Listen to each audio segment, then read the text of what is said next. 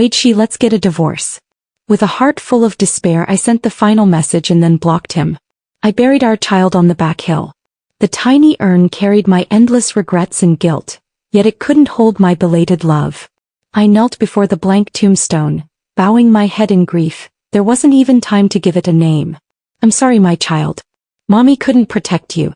May you find no pain or sorrow in heaven. With blood-stained hands, she scooped up a handful of earth, burying her child and with it, all the love she once held for Wade. After keeping vigil by the grave for 3 days and nights, I finally returned home. As I was packing my things, Wade arrived with Esme Zhang, his arm around her while dragging a lady's suitcase. Esme Zhang's. Is he planning to bring her to live here? If this had happened in the past, I would have been heartbroken and sad, but now my heart is as cold as a 1,000-year-old iceberg. The affairs of this scumbag and that shameless woman are no longer any of my concern. When Wade saw me, his usually gentle and refined face darkened instantly, and he glared at me with a gloomy expression. Narayan, is it really necessary for you to make such a scene every day? Just because I wasn't there during your delivery, you blocked me and even threatened divorce. And now you're trying to force my hand by threatening to leave? All you're doing is making me despise you even more. A sharp pain pierced my heart and my hands, which had been packing, froze. Making a scene. Yes, in his eyes, no matter what I do, isn't it all just unreasonable drama? Fine, whatever. I ignored him and continued packing my things. Seeing my silent refusal to argue, his brows subconsciously furrowed, his tone turning even colder. Narayan, are you deaf? Where's the child? So you actually remember the child. I threw the remote control at his feet, my gaze icy. Esme Zhang limped as she shielded him behind her, defending him with a pained heart. Don't blame Wade. It was my fault. I accidentally twisted my ankle. Wade only rushed over because he was worried about me. Next time I won't call for him. She was gentle and kind, yet the look she gave me was undeniably challenging. I glanced at the 7-inch stiletto heels on her feet. So that was why she twisted her ankle? Suddenly I found it all laughable. No matter how she acted, those who are favored always act without fear. Actually, this isn't the first time Wade has left me behind like this to go see his white moonlight. Back when Esme Zhang was still abroad, Wade had already left me several times, flying overnight to see her. The reasons were even more absurd. She had argued with her husband and couldn't cope without him by her side. I just pretended not to know, all to preserve this hard-won marriage between us.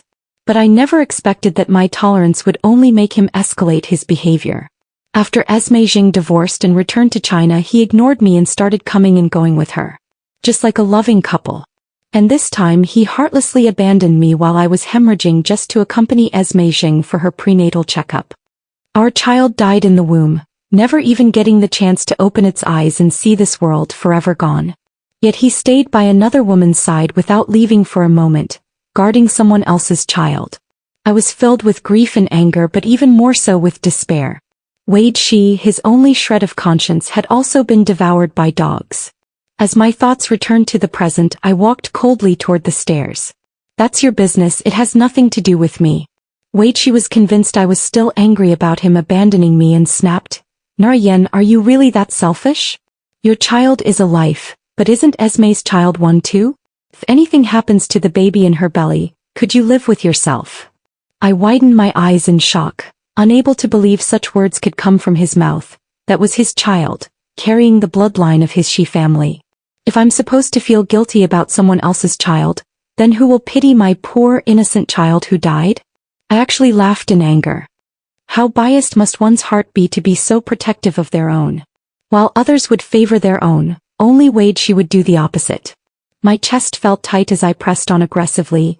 When you left me alone, did you ever consider what if something happened to us, mother and child?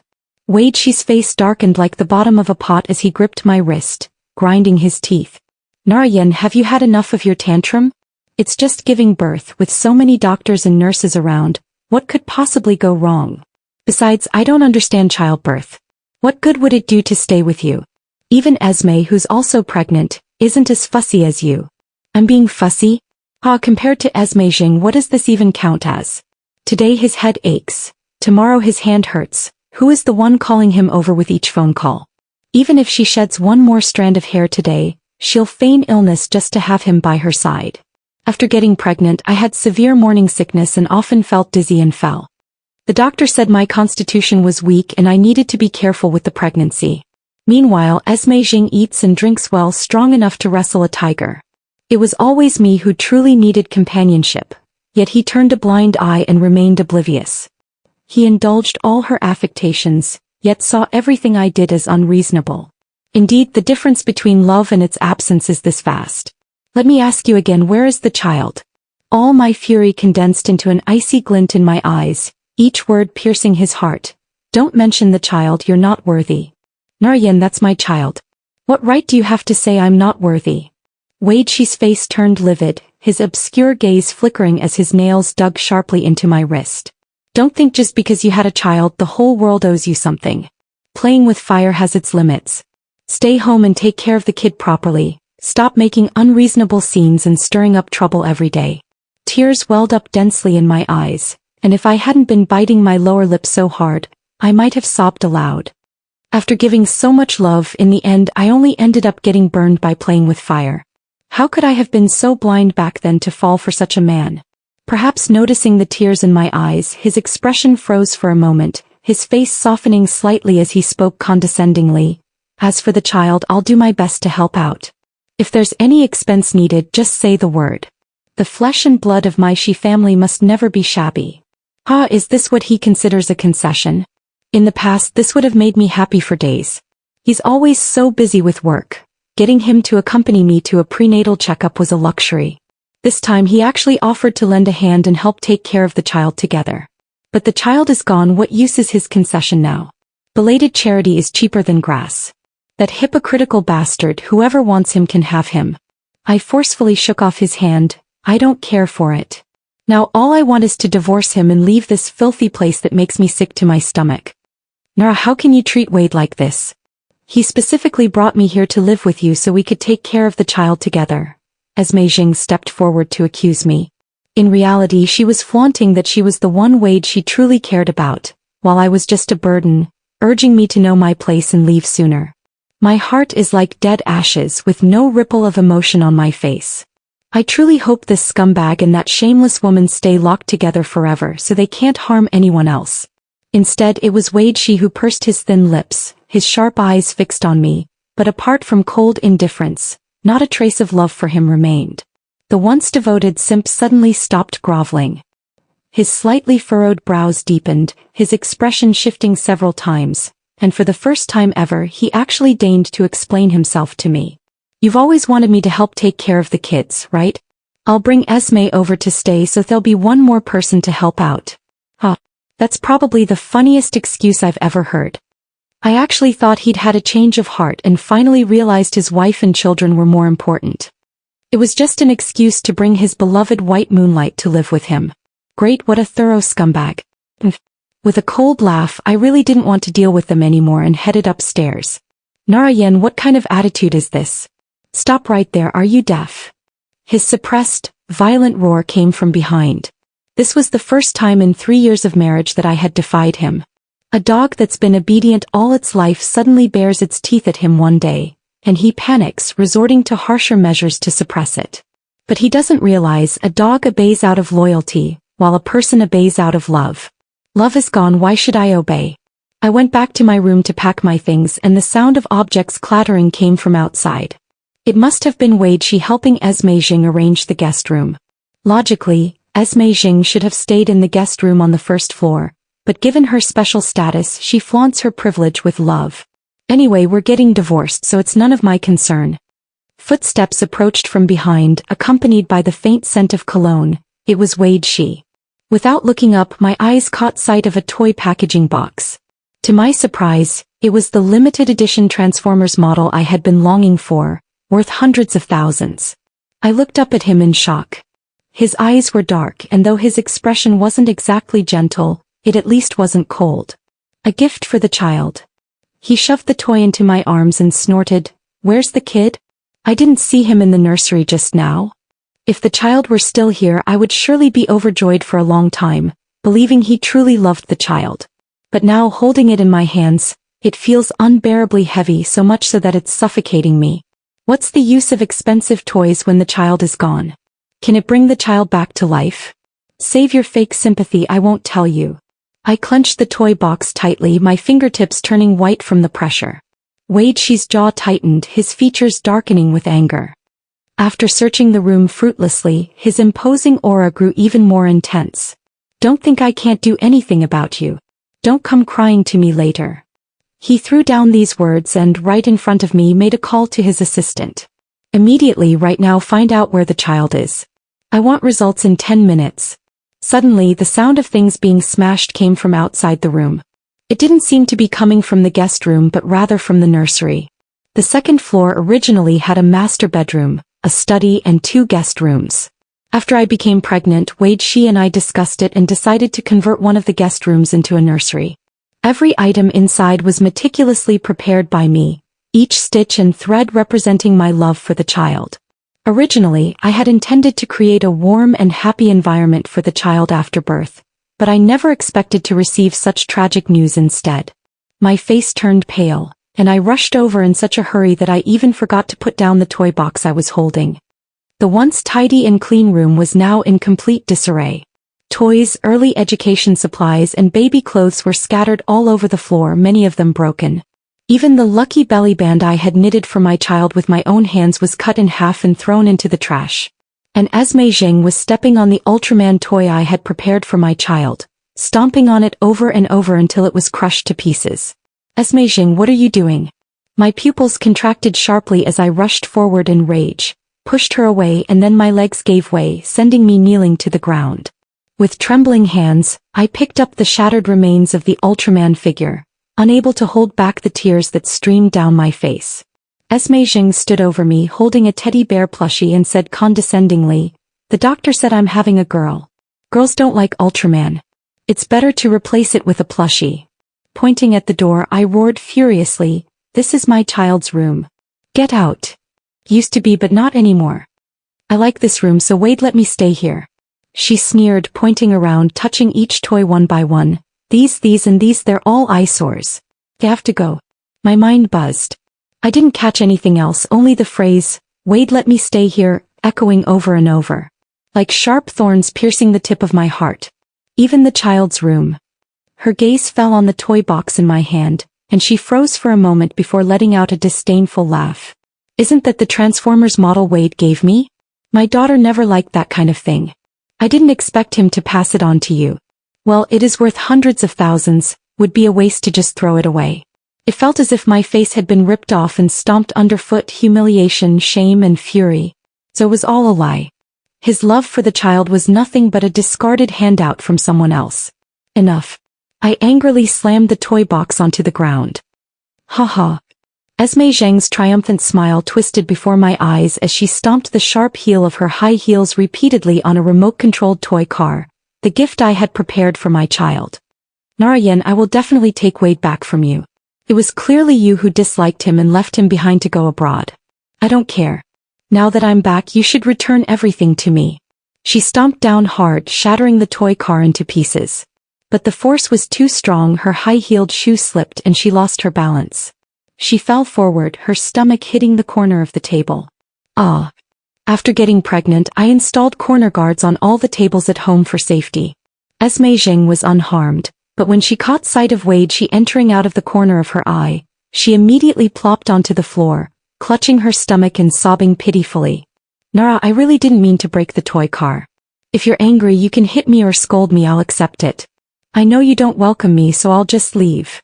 But you should never, under any circumstances, have taken your anger out on my child. Pushing me down on purpose. If anything happens to my baby, I don't want to live anymore, woo." I never could have imagined that with a room full of shattered toys right before her eyes, she could still twist the truth so shamelessly.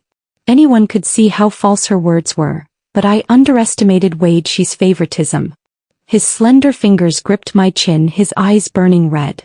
"Narayan, how could you be so cruel? Esme has sacrificed so much, even leaving her own home to move here with me just to accommodate you, and yet you can't even tolerate her child." Apologize to Esme. I felt as if plunged into an icy abyss, shivering to the core, unable to believe how such shameless words could come from his 37-degree lips. The mistress's interference was actually meant to cater to me. Enough of this. Enough is enough. Looking at his familiar yet bone-chillingly cold face, I've never felt so heartbroken as I do now. This is the man I've loved for 10 years, I don't even know how I was so blind to fall for him back then. I sneered, my gaze unyielding. In your dreams. He angrily shouted my name. Narayan, is this how you were raised? Do you realize you nearly took a living life? How am I supposed to explain to our child in the future that his mother is a vicious murderer? Suddenly I couldn't hold back any longer. Grabbing his collar, I broke down in tears. What right do you have to mention the child? Our child is already gone, you killed him with your own hands. Nar, you've gone too far. To harm my child, you'd even curse your own. You don't deserve to be a mother. As Mei Jing added fuel to the fire. Wei Chi's expression froze for a moment, but quickly turned into a mocking sneer. It seems I've been too indulgent with you lately, lying so effortlessly. Now you're even dragging our child into this, Narayan. Is there anything you wouldn't do? I opened my mouth, feeling as if something was stuck in my throat, unable to speak. Not because I was mute, but because it was meaningless now. No matter what I say, the only one he ever believes is Mei Jing. I turned woodenly and went back to the room, left a signed divorce agreement behind and walked out with my suitcase. At the staircase, Wei Chi caught up with me, grabbed my wrist and furiously flung the divorce papers in my face. Hiding the child on purpose and now divorcing without my consent, who gave you permission, huh? Get out of here. You'll never see the child again in your life. I struggled furiously, his touch making me sick to my stomach. But he held on too tightly and no matter how hard I tried, I couldn't break free. My head was buzzing and in desperation I slapped him across the face. Slap. A clear handprint marked Wei Chi's face as his gaze turned icy. Narayan, a lunatic like you isn't fit to be a mother.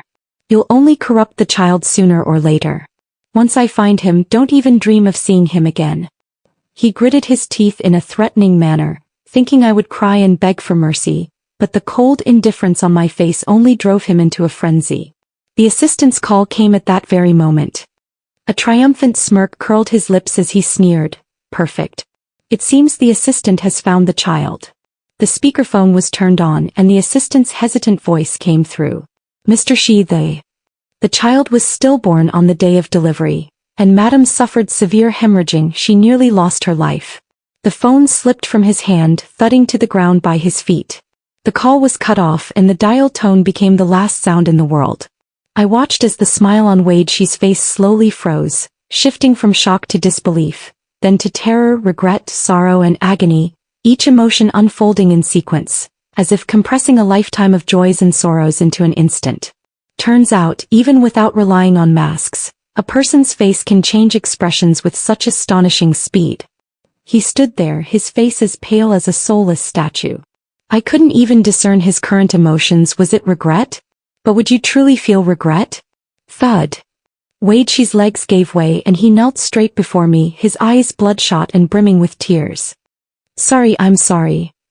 His voice trembled. He kept apologizing over and over, slapping his own face repeatedly. The force was so strong that it even covered the red marks I had left on his face earlier. What's the use of saying sorry? Can sorry bring our child back to life? I closed my eyes briefly and when I opened them again they were slightly moist. I stared at his face, once so familiar it felt ingrained in my bones, but now it seemed utterly repulsive and alien. I lay in a pool of blood, listening to you hang up the phone again and again, my heart growing colder with each call, and our child's life slipping away bit by bit. Do you know? He was suffocated alive inside my belly. The last sentence I almost screamed out in utter breakdown. I'm not human. Wei Chi roared, punching himself in the face, then spitting out a mouthful of blood, the remnants staining the corner of his lips. I showed no mercy, watching his agony and remorse with cold indifference. What's this little pain? It's just a drop in the ocean. Wei Chi, I want you to live in regret for the rest of your life. I picked up the divorce agreement from the floor, shoved it into his hand and said in a voice cold to the bone. 10 o'clock tomorrow morning in front of the Civil Affairs Bureau. Be there or be square. I dragged my suitcase and turned to go downstairs when a hand grasped my wrist. I stopped but didn't turn around. Can you give me a chance to atone? His agonized plea came from behind, choked and indistinct. I refused almost without hesitation. The tightly clenched hand slowly loosened its grip. I took another step forward, leaving behind this hell filled with painful memories. The child was gone, the nursery was gone, and as for him, I no longer cared. I returned to the old rental apartment. More than 3 years had passed, yet everything remained exactly as it was, including the photo of me and Wade Shi on the table. After graduating from college, I rented this apartment for the convenience of work. I only moved out after marrying Wade Shi. My marriage with Wade Shi lasted 3 years, but I loved him for a full decade. In my first year of high school, he chased away the bullies who were extorting protection money from me, and from that moment on he became the little joy in my heart. Mysterious and beautiful. It wasn't until college that I learned he had a white moonlight hidden in his heart, named Esme Jing. But Esme Jing liked the rich second-generation school bully. Both he and I were left longing for love we couldn't have. Perhaps it was my humble love that gave him a sense of superiority. He accepted my kindness while also showing affection to Esme Jing. I bought him breakfast, copied his homework, and delivered water to him under the scorching sun, yet he carried his guitar and sang love songs night after night outside her dorm. I fought tooth and nail to save him a seat in the library, only for him to bring Esme Jing to sit there and send me off to buy her favorite iced tea. Knowing he liked models, I worked nights delivering takeout, scrimping and saving to buy him one as a birthday gift. Yet none of it brought him as much joy as Esme Jing's casual, happy birthday. The whole school knew I was his lapdog, living as a joke for his sake. After graduation, Esme Jing married a rich second-generation heir and moved abroad. Heartbroken and drunk out of his mind, Wade Shi mistook me for Esme Jing when I rushed over upon hearing the news and pinned me down. Afterward, he felt obligated to take responsibility for me. I knew he didn't have me in his heart. Marrying me was never what he truly wanted. At that time, I was about to be recommended for postgraduate studies abroad, and he wasn't yet the wealthy group president, but in the end I stayed for him.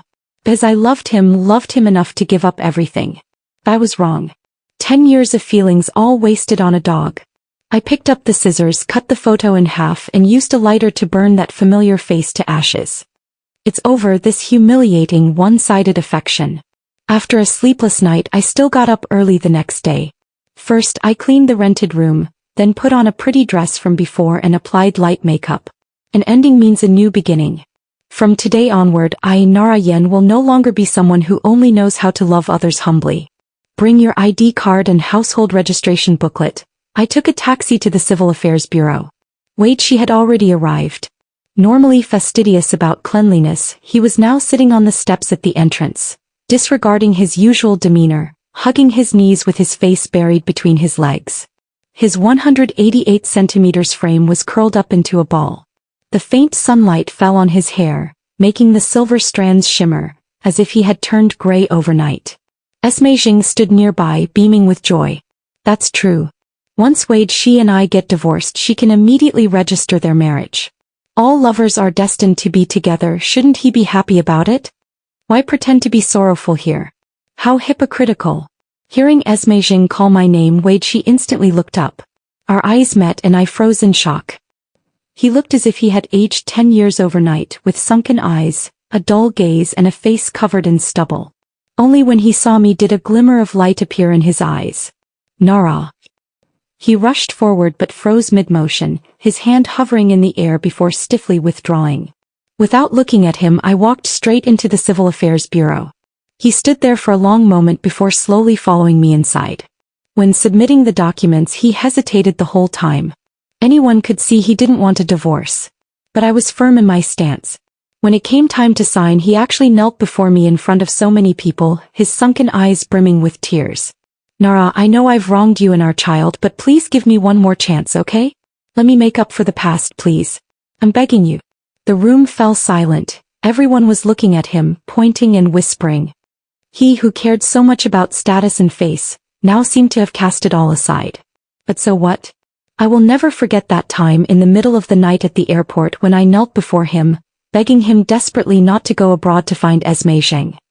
He said coldly that Esme had quarreled with her husband, and he couldn't bear to leave her alone. He anxiously pried my hand away and left without looking back.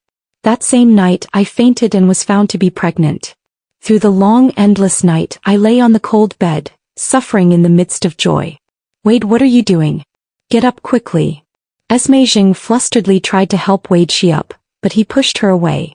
I couldn't understand it. He loved Esme Jing so much, loved her enough to sacrifice me and our child's lives. How could he bear to push her away? But I didn't waver. When I buried our child with my own hands, I buried my shattered heart along with it. I signed the papers and threw them in front of him, expressionlessly reminding him, "President Xi, save some face for yourself." He shakily picked up the pen. After a lot of back and forth, he finally managed to get the divorce certificate smoothly. The red book was replaced with a green one, and to my surprise, I felt a sense of relief, as if a heavy stone that had been pressing on my chest for years had finally been lifted. Esme Jing kept pestering Wade Xi to get married, but he ignored her and didn't budge. His tall body slumped on the bench, head hanging low, tightly clutching the divorce certificate in his hand. His hunched figure resembled a hedgehog curling into itself. He would then turn his sharp spines toward everyone who loved him as he did before, as he does now, and as he will in the future. But it no longer has anything to do with me. After leaving the Civil Affairs Bureau, I went to the back hill. I placed the prenatal education machine I brought from home in front of the grave, and a melodious tune drifted out. This was the child's favorite prenatal song. Whenever it played, tiny palms would press against my belly, joyfully interacting with me as if I could hear his bell-like laughter.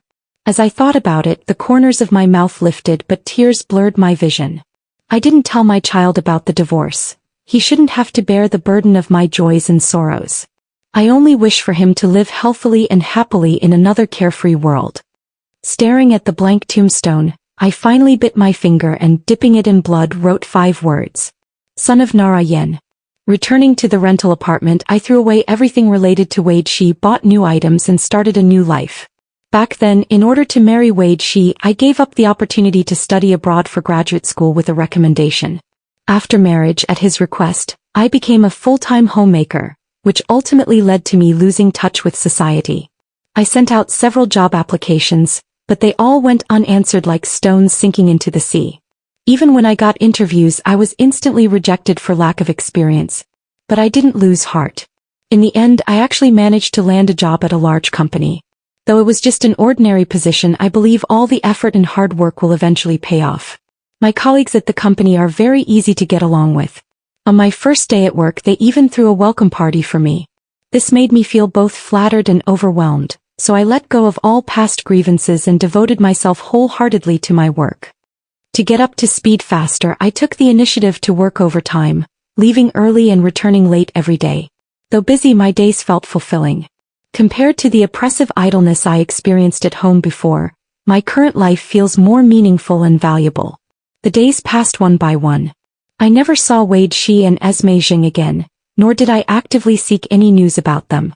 Apart from work, I often went to the back hill to visit the child, buying him all kinds of toys. I would lean against the tombstone and listen to the soothing prenatal melodies with him, just as I had when he was still in my womb, as if we had never been apart. Until one day I saw Wade Xi's tall figure standing before the grave. He knelt before the grave with a Transformers model worth hundreds of thousands placed in front of him. I heard him speaking, but the wind scattered his words. Only when I moved closer did I catch his choked voice. "It's Dad who failed you. So he came here to confess." I no longer wondered how he had found this place with his resources, it was only a matter of time. Hearing my footsteps, he turned around and his haggard face startled me. Though only in his 20s, he looked as weathered as if he had lived half a lifetime and had lost a great deal of weight. Clearly, he hadn't been doing well during this time. When he saw me, a light flickered in his dull eyes, and his pale lips moved slightly as he softly called my name. Nora. I ignored him, walked to the grave and kicked the transformer model far away, glaring at him coldly. My child doesn't want charity that others have rejected either. With reddened eyes, he picked up the dirt-covered model and hoarsely explained, "It's not like that. I bought this for my son. It's not something Esme didn't want that I'm giving away. It was Esme Jing who lied. But now the truth doesn't matter anymore.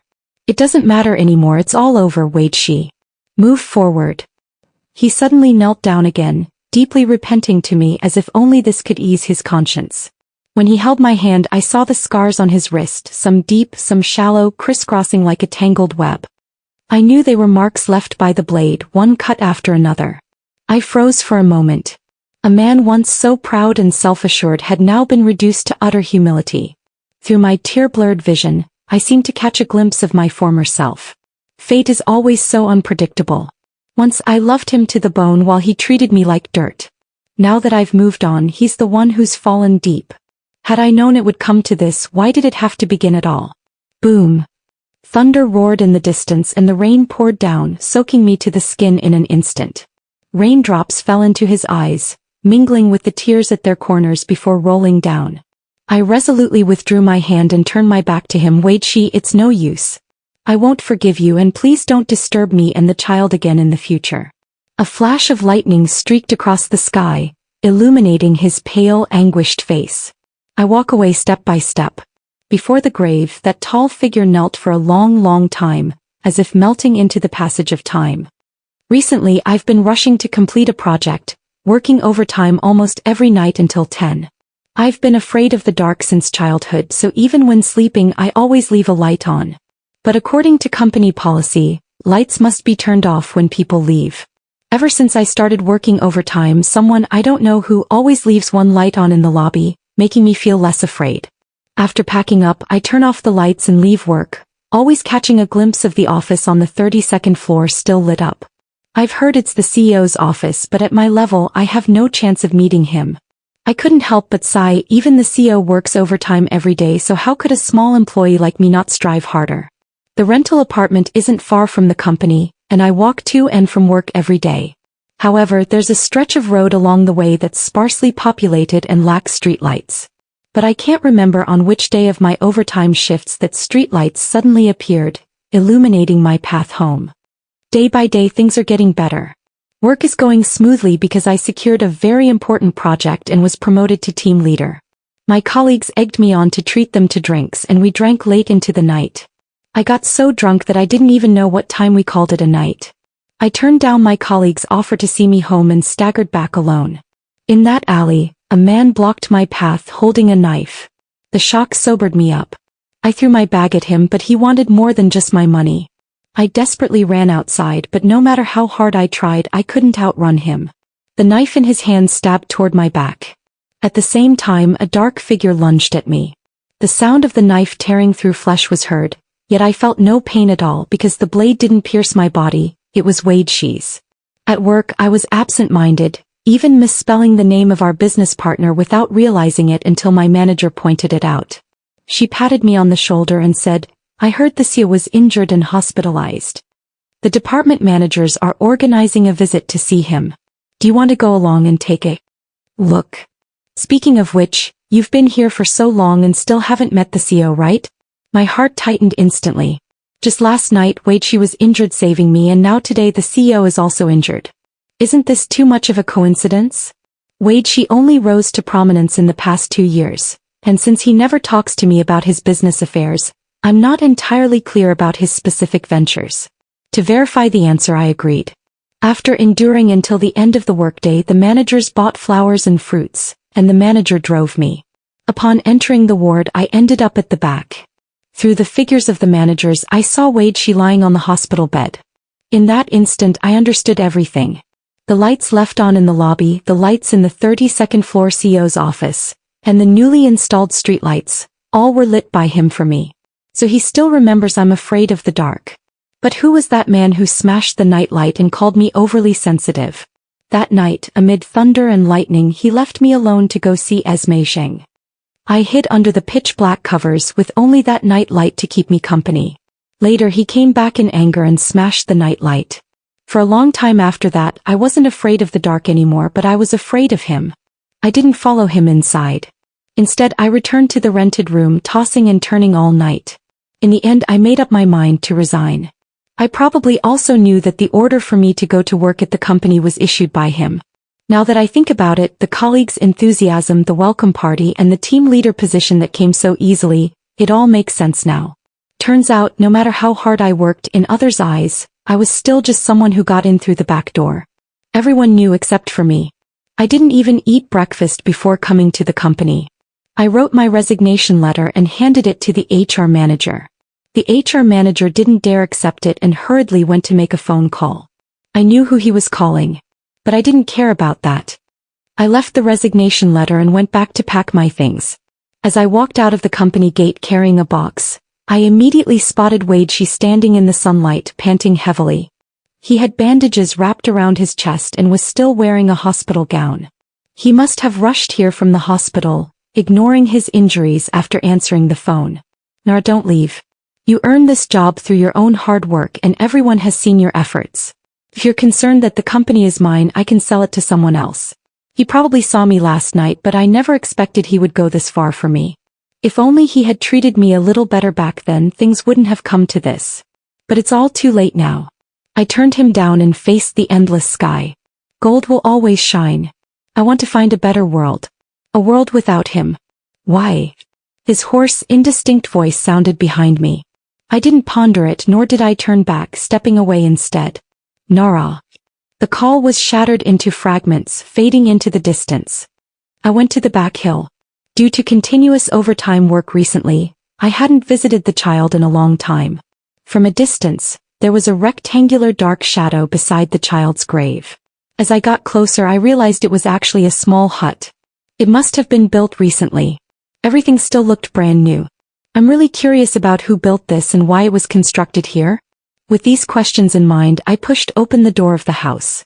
I was immediately shocked by the familiar environment inside. It was exactly the same as the nursery in Wade Shi's villa. In other words, he had moved the nursery here. The toy that was stepped on and broken by Esme Zhang has also been replaced with a new one. I know everything he did was to atone for his sins. Suddenly, I noticed another room next to it, which turned out to be a bedroom. The bathroom was stocked with toiletries, clearly indicating someone lived there. And on the table was actually a wedding photo of me and Wade Shi. Footsteps sounded outside as Wade Shi walked in, carrying a bag of fruit in his left hand and a toy car model in his right. His eyes gleamed as he spoke hoarsely, "You're here."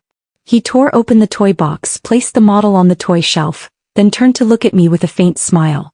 "What I owe my child I'll spend a lifetime repaying. But what I owe you, I'm sorry. I don't ask for your forgiveness, I only hope you live a better life." I didn't answer him, leaning against the tombstone quietly accompanying the child to listen to the melodious tune. In a daze, I seemed to hear the child's tender voice. He said, "Mom, I have Dad with me. You go pursue a better world." I decided to study abroad to pursue the dreams I once had. If I hadn't chosen to marry Wade Shi back then, perhaps I would have already reached the pinnacle of my career by now. But dreams never die, and it's never too late to start. I didn't tell Wade Shi about going abroad, I only mentioned it to a friend. On the day of departure, I went to the back hill again, but Wade Shi wasn't there. After saying goodbye to the child, I strode away. In the airport waiting hall, I sat on a chair, and among the bustling crowd, I caught a glimpse of a familiar figure. He wore a slightly loose dark suit with delicate features, but his eyes were reddened. The suit was still the same suit, only the person wearing it had grown thinner.